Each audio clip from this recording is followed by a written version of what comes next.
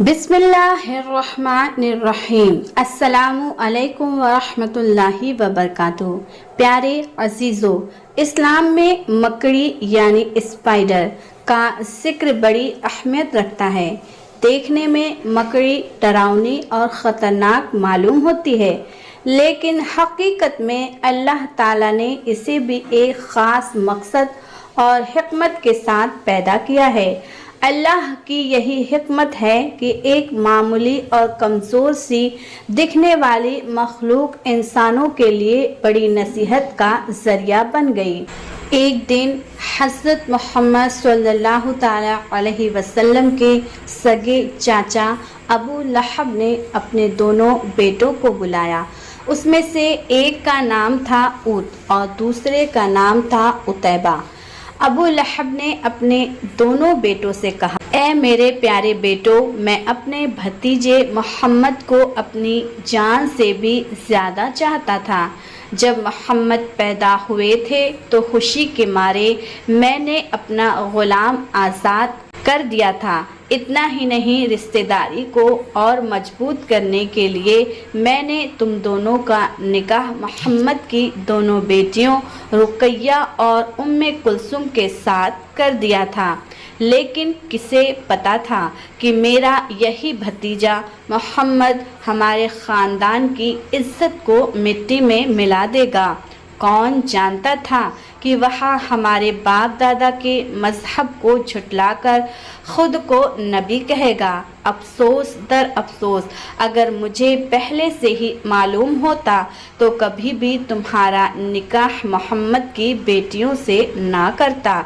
यह सुनकर उत और उतैबा सर झुकाए चुपचाप ज़मी की तरफ देखने लगे, क्योंकि उन्हें बाप की आंखों में देखकर जवाब देने की हिम्मत बिल्कुल नहीं थी। फिर अबू लहब गुस्से में बोला, तुम दोनों अभी के अभी मोहम्मद की दोनों बेटियों को तलाक दे दो। यह मेरा आखिरी फैसला है। बड़ा बेटा उत यह बातें सुनकर हैरान रह गया।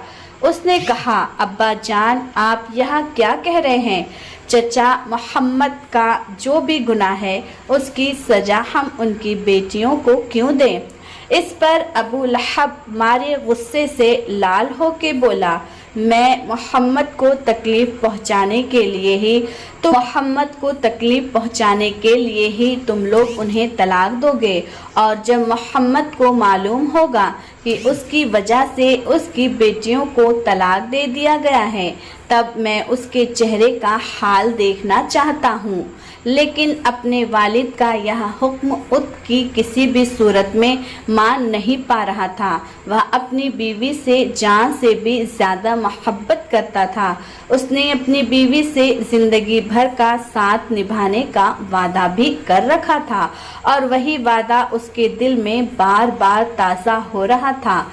उसने हिम्मत जुटाकर अपने बाप अबू लहब से कहा, अब्बा जान, आप अपने भतीजे मोहम्मद को तकलीफ़ पहुंचाने के लिए इतने बेकरार क्यों हैं? मेरे दूसरे चचाओं ने भी उन्हें नबी नहीं माना, लेकिन उनमें से कोई भी उन्हें दुख नहीं देता। उसने आगे कहा, हमारे बनु हासिम कबीले के ज़्यादातर लोग भले ही मोहम्मद के नए दीन की दावत को कबूल नहीं करते, लेकिन उन्होंने कभी भी मोहम्मद को जालिम कुरैशियों के हवाले नहीं किया, बल्कि जब भी कोई कुरैशी उन्हें तकलीफ़ देने आता तो पूरा कबीला मिलकर मोहम्मद की हिफाजत करता है।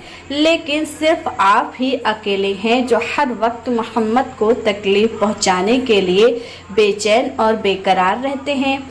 क्या यह जुर्म नहीं है? क्या यह अरब की हज़ारों साल की रिवायत और तहजीब की तौहीन नहीं है? बेटे उतबा की ज़ुबान से यह बातें सुनकर अबू लहब गुस्से के मारे आग बबूला हो उठा। उसका चमकता हुआ चेहरा कुछ ही लम्हों में खून की तरह लाल हो गया। अबू लहब चिल्ला चिल्ला कर बोला, कुछ लोग बेटी पैदा उन्हें जिंदा दफन कर देते हैं। काश मैंने भी तुम्हें पैदा होते ही कब्र में गाड़ दिया होता। अपने वालिद के मुंह से ऐसी बातें सुनकर कर उत की जबान बंद हो गई। वह सर झुकाए खामोश खड़ा रह गया। इतने में खामोशी को तोड़ा अबू लहब से दूसरे बेटे उतैबा ने कहा। उतैबा बोला, अब्बा जान, भाई उत जैसी बातों में मैं कभी भी आपसे नहीं कहूँगा। मैं अभी इसी वक्त अपनी बीवी को तलाक देता हूँ। लानत है मेरी बीवी उम्मे कुलसुम पर और लानत है उसके बाप मोहम्मद पर। फिर हुआ यह कि उतैबा ने उसी वक्त अपनी बीवी उम्मे कुलसुम को तलाक दे दिया और अपने वालिदा के दबाव में आकर उत भी मजबूर हो गया और उसने अपनी बीवी रुकैया को तलाक दे डाली। जब यह दर्दनाक खबर रसूल अकरम सल्लल्लाहु ताला अलैहि वसल्लम तक पहुंची तो अपनी बेटियों के गम और तकलीफ से उनका दिल भर गया। उसी दिन नबी के घर में मानो मातम सा छा गया था। रोने की आवाजें गूंज रही थी चारों तरफ और यही तो चाहता था अबू लहब और उनकी बीवी उम्मे जमील। वे दिन रात रसूलुल्लाह सल्लल्लाहु ताला अलैहि वसल्लम और उनके घराने को सताते रहते, लेकिन फिर भी उनकी नफरत और जलन ठंडी नहीं होती थी। इसके कुछ ही वक्त की बात है कि रसूल अकरम सल्लल्लाहु ताला अलैहि वसल्लम की मुलाकात अबू लहब के बेटे उतैबा से हुई।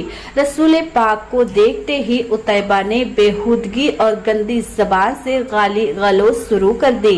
असल में उतैबा अपने माँ बाप की तरह ही रसूल से नफरत करने वाला और बेहद बदकिरदार इंसान था।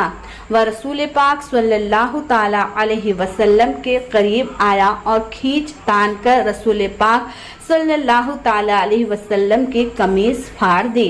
इसके बाद उतैबा ने रसूल पाक सल्लल्लाहु ताला अलैहि वसल्लम के मुबारक जिस्म की तरफ थूक फेंक दी।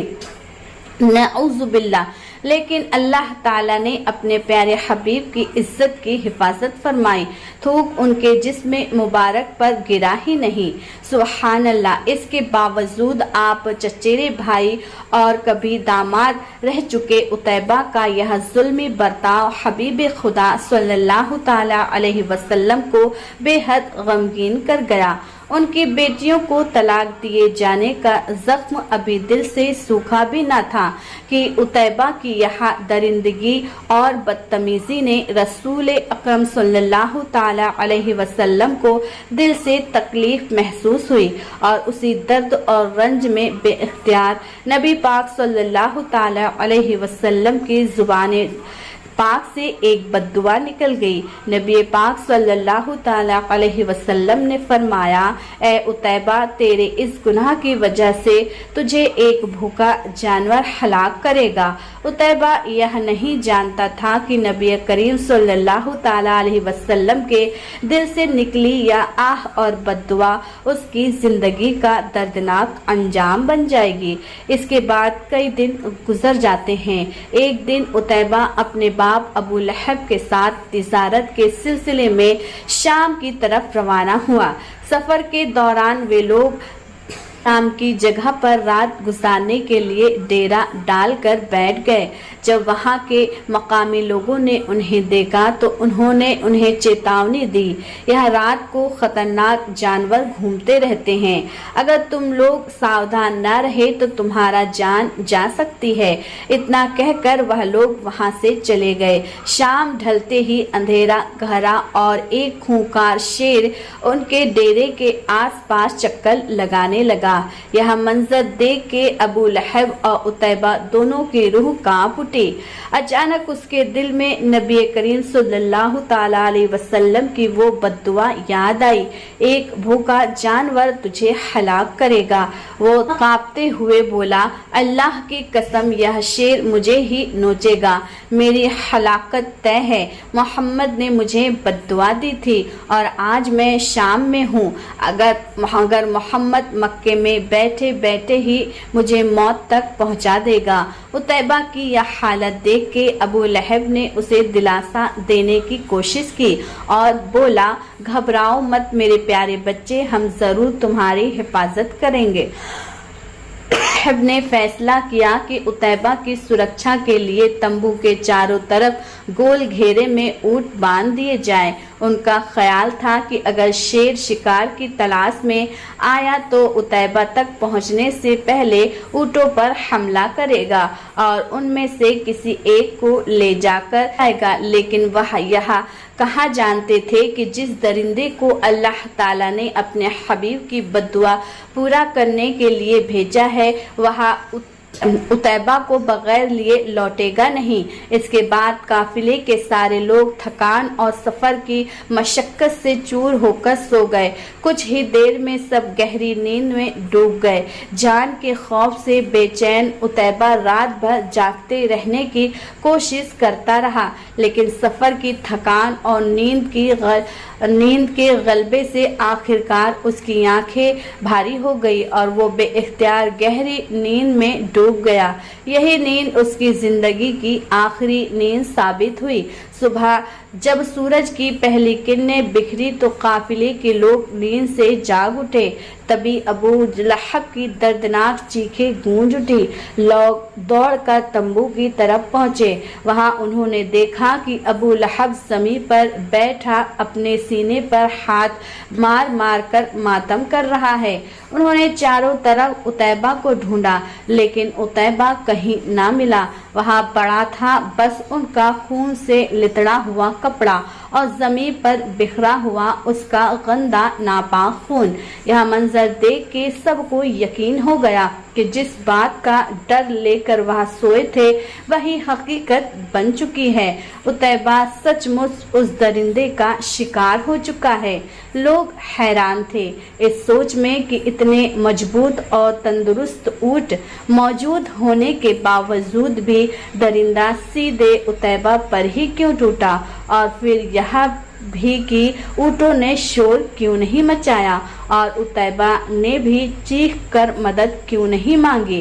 وہ لوگ یہ نہیں جانتے تھے کہ یہ عتیبہ کا طے شدہ انجام تھا۔ رسول اکرم صلی اللہ تعالی علیہ وسلم کے ساتھ دشمنی کرنے کے باوجود بہت سے قریش معاف کر دیے گئے تھے۔ مدینہ کے مسلمانوں کے خلاف زیادہ تر لوگ جنگوں کی قیادت کرنے والے ابو سفیان کو بھی نبی پاک صلی اللہ تعالی علیہ وسلم نے معاف کر دیا تھا۔ اسی طرح ابو جہل کے بیٹے ارما کے لیے بھی رسول اکرم صلی اللہ تعالی علیہ وسلم نے ہاتھ اٹھا کر اللہ عز و جل سے دعا کی اور اس کے لیے معافی طلب کی، حالانکہ وہی اکرما جنگ کا مجرم تھا اور اس نے نبی پاک صلی اللہ تعالی علیہ وسلم کے عزیز سپاہیوں کا خون بہایا تھا۔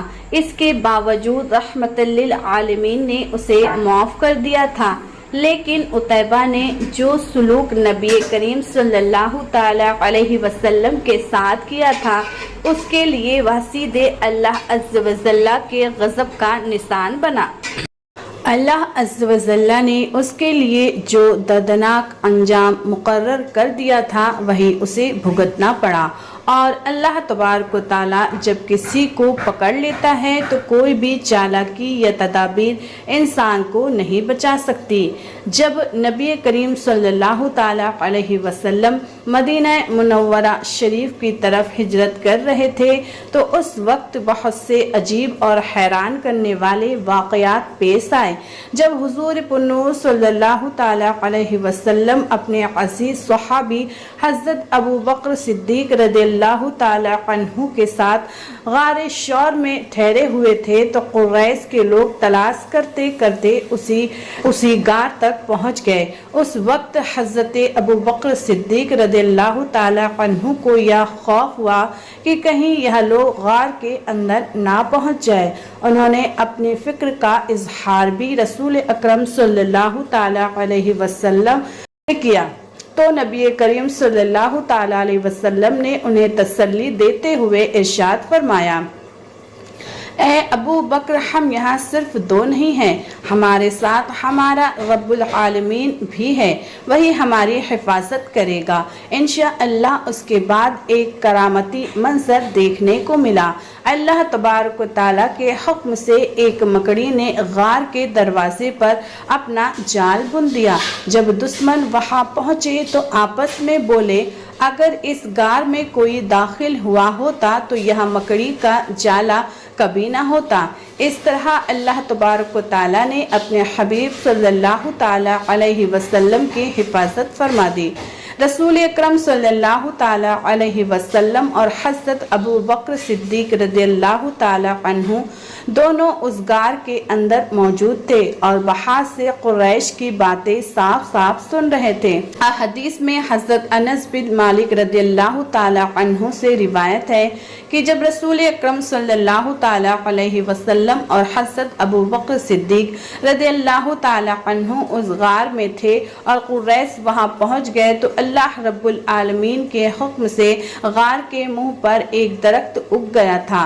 परिंदे ने उस पर घोंसला बना लिया और अंडे भी दे दिए, साथ ही एक मकड़ी ने अपना जाला बुन दिया। यह सब देखकर कुरैश आपस में बोले, अरे इस गार में कोई होता तो यहाँ सब कैसे होता, ना दरख्त होता, ना परिंदों का घोंसला और ना मकड़ी का जाला यहाँ मौजूद होता। यही सोचकर वो लोग वापस लौट गए। रसूल अकरम सल्लल्लाहु ताला अलैहि वसल्लम ने उस गार में कुछ रातें क़याम फरमाया, फिर वहाँ से सफ़र जारी रखा। यहाँ से हमें नसीहत मिलती है कि अल्लाह ताला अपनी कमज़ोर से कमज़ोर मखलूक को भी अपने हिफाजत और करिश्मे का ज़रिया बना सकता है। मकड़ी का जाला और साइंस मकड़ी का जाला देखने में नाजुक और कमज़ोर होता है, लेकिन इसकी तामीर का तरीका बेहद पेचीदा और हिकमत से भरा है। मकड़ी के पेट में 5 से 6 तरह ग्लैंड होते हैं, जिनसे अलग अलग किस्म के रेशमी धागे निकलते हैं। इनसे ही वो जाला बुनती है, शिकार पकड़ती है और अंडे छिपाती है। कुरान करीम की 29वें पारा सूरा अनकबूत मकड़ी की आयत 41 में अल्लाह ताला इरशाद फरमाता है कि जिन्होंने अल्लाह के सिवा दूसरों को दोस्त और मददगार बनाया, उसकी मिसाल उस मकड़ी की है जिसने घर बनाया, और बेशक सारे घरों में सबसे कमज़ोर घर मकड़ी का है। साइंस की ताज़ा रिसर्च भी बताती है कि मकड़ी का घर सिर्फ जिस्मानी तौर पर नहीं बल्कि घरेलू कमज़ोरी की वजह से भी सबसे कमज़ोर है। मादा मकड़ी अक्सर नर को बच्चों के पैदा होने के बाद मार देती है और औलाद बड़ी होकर माँ को भी नुकसान पहुँचाती है। यह साबित करता है कि इस घर की कमज़ोरी सिर्फ जाले की नहीं बल्कि रिश्तों और घरेलू तालीमात की भी है। नसीहत: इससे ज़ाहिर होता है कि कुरान मजीद का हर लफ्ज़ और हर मिसाल हिकमत से भरा है। मकड़ी की कमज़ोरी को मिसाल बनाकर अल्लाह ताला ने इंसानों को आगाही दी कि अगर कोई अल्लाह अज़्ज़ व जल्ला को छोड़कर दूसरे सहारों पर एतबार करेगा तो उसका अंजाम मकड़ी के घर जैसा नाकाम और कमज़ोर होगा। कमज़ोर सी मखलूक थी, जाला बुनकर ढाल बनी। दुश्मन थे दर पे खड़े मगर रहमत की ढाल बनी। गार की तन्हाई में जब डर से दिल कांप उठा, उस जाले ने पर्दे बनाकर ईमान की मिसाल बनी। हिकमते रब देखो कि इस नाजुक सा धागा भी मुमकिन को नामुमकिन करके रहमत का सवाल बनी। कमज़ोर समझकर उसको तो हर शख्स मिटा देगा मगर वही पर छुपी हुई तदबीर कमाल बनी। अनकबूत का घर है जो सबसे ज़रा सा नाजुक, कुरान की आयत में मगर इल्म की पहचान बनी। जज़ाकल्लाहु खैरा।